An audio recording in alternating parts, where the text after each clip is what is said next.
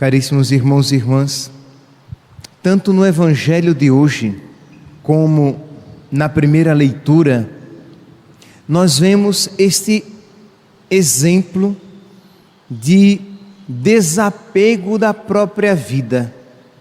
Jesus, na sua total e completa confiança no Pai, em querer fazer a vontade do Pai, em cumprir a missão a Ele confiada, quando chegam a Ele e dizem: olha, Herodes vai matar você.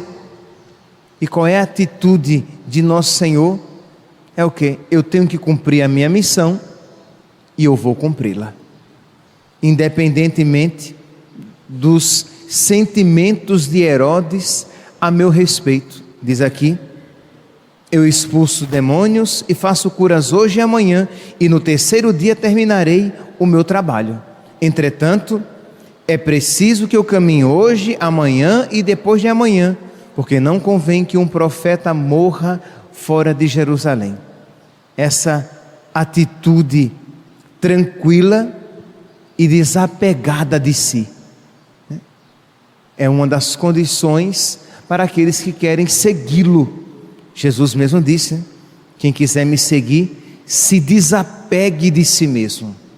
Quem quiser me seguir, renuncie a si mesmo. Que se nós não nos desapegarmos de nós mesmos, sempre haverá um empecilho para que façamos a vontade de Deus. Pois bem, Jesus então aqui demonstra essa sua entrega total nas mãos de Deus, nas mãos do Pai, do seu Pai. Na primeira leitura, nós vemos esta mesma realidade. São Paulo aqui, ele diz, estamos no finalzinho do capítulo 8 da carta aos Romanos, em que Jesus diz: quem nos afastará do amor de Deus?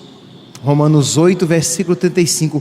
Quem nos separará do amor de Cristo? Dificuldade, tribulação, doença, morte, problemas? Nada disso me separará do amor de Cristo. Não há, meus irmãos, como ouvir esta palavra de São Paulo e não fazer referência a uma palavra também por ele dita lá nos Atos dos Apóstolos, no capítulo 20, no versículo 24, isso, Atos dos Apóstolos, capítulo 20, versículo 24, em que São Paulo diz: a minha vida não é preciosa aos meus olhos. Vou ler aqui, Romanos 8, 20 e 24. Mas de forma alguma considero minha vida preciosa, contanto que complete minha carreira e o ministério que recebi de Jesus. Isto é, o que me importa não é a minha vida, o que me importa é cumprir a missão para a qual eu nasci.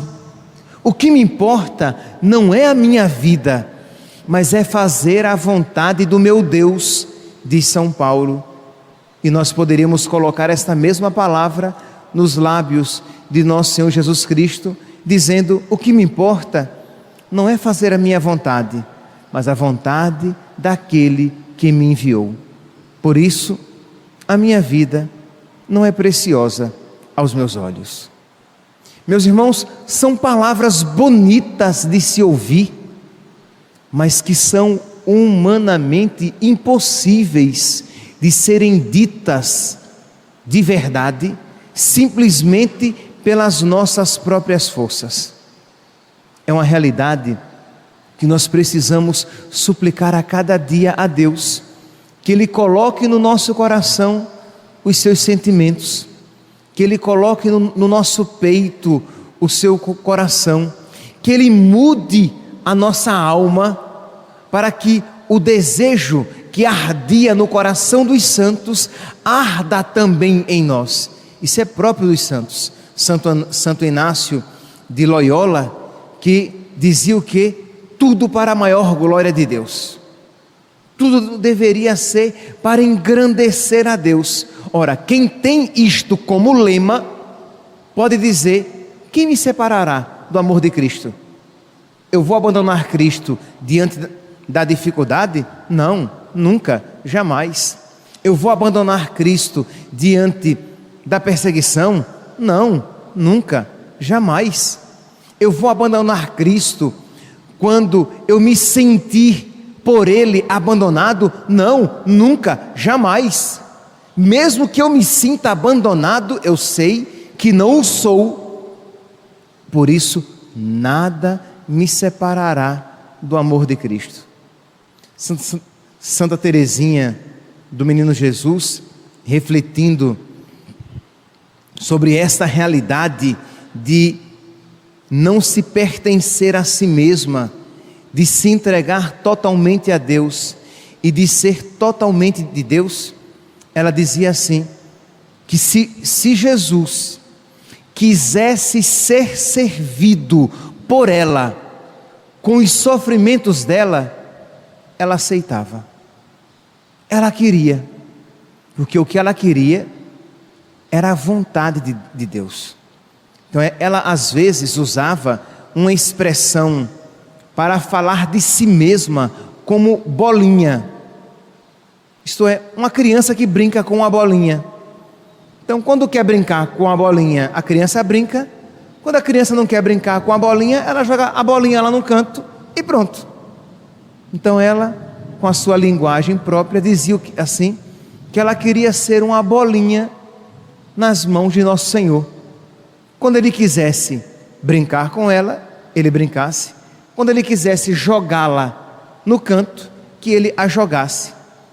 E se Ele a picasse, ela ficaria satisfeita. Palavras suas, abre aspas. Quando é o doce amigo, Jesus, quando é o doce amigo que pica a sua bolinha, o sofrimento não é senão doçura, porque a sua mão é doce. Sinto-me muito feliz por sofrer aquilo que Jesus quer que eu sofra. É de se espantar, não é, meus santos? Sinto-me muito feliz, mas muito feliz por aquilo que Jesus quer que eu sofra. Ora, quem isso diz, é porque vive a realidade vivida por São Paulo. A minha vida não é preciosa aos meus olhos. O que eu quero é cumprir a missão para a qual eu nasci. O que eu quero é buscar em tudo a maior glória de Deus. O que eu quero é fazer a vontade do Pai. Não há como não perceber nestas palavras de Santa Teresinha um eco das palavras de São Paulo, um eco das palavras de Nosso Senhor Jesus Cristo, é óbvio, um eco da Virgem Maria, eis aqui a serva do Senhor, faça-se em mim segundo tu disseste, um eco das palavras de Santo Inácio de Loyola, tudo para a maior glória de Deus, um eco das palavras de Padre Pio que diz, a Deus se serve como Deus quer ser servido, um eco de todos os santos, porque é próprio do santo o desapego de si mesmo e uma entrega total e completa à vontade de Deus. Mas, meus irmãos, minhas irmãs, isso não é próprio da natureza, isso não é próprio da nossa boa vontade, isso não é próprio da nossa reta intenção, isso não é natural, isso é sobrenatural. É uma realidade que nós precisamos pedir a Deus. Senhor, concede-me esta graça de eu te amar acima de tudo, de eu te amar acima de todos, de eu te amar além do que eu me amo a mim mesmo, para que tu sejas precioso a mim e não eu, para que a tua vontade seja preciosa a mim e não a minha. Somente assim eu poderei dizer, nada me separará do amor de Cristo. nem sofrimento, nem desgraça, nem morte, nem perseguição, nem tribulação, nem doença, nem pobreza, nem nudez, nem espada, nem criatura da terra, nem criatura celeste, nem anjo e nem demônio, nada me separará do amor de Cristo. Por quê? Porque eu sou dele e não busco nada além do que ele. É uma realidade, meus santos, que nós às vezes podemos ter a tentação de pensar que é algo apenas próprio aos santos, mas quando deveria ser uma realidade própria a todo cristão. Ora, era este o fim de todo cristão no primeiro século, quando por causa de Cristo eles renunciavam à própria vida, quando por causa de Cristo eles não podiam exercer algumas profissões. Imagine, no primeiro século, os cristãos, por causa de Cristo, eram pobres, também porque eles não podiam exercer algumas funções, porque aquelas profissões eram consagradas a ídolos, e como os cristãos não poderiam ter comunhão com aqueles ídolos, eles não podiam exercer aquelas profissões. Então as profissões mais humildes, que não tinham, digamos, nenhum relevo social, consequentemente não eram consagradas a nenhuma divindade, aquelas os cristãos poderiam exercer. Mas as melhores profissões, que por causa disso, consequentemente, eram consagradas a divindades, os cristãos não podiam exercer. Ora, você pode dizer, mas padre, mas eles poderiam exercer aquela profissão sem ter que necessariamente adorar aquelas divindades. Os cristãos achavam isso indigno. O simples fato de eles exercerem aquela profissão demonstraria que eles estariam ligados àquela divindade e poderia ser interpretado como adoração.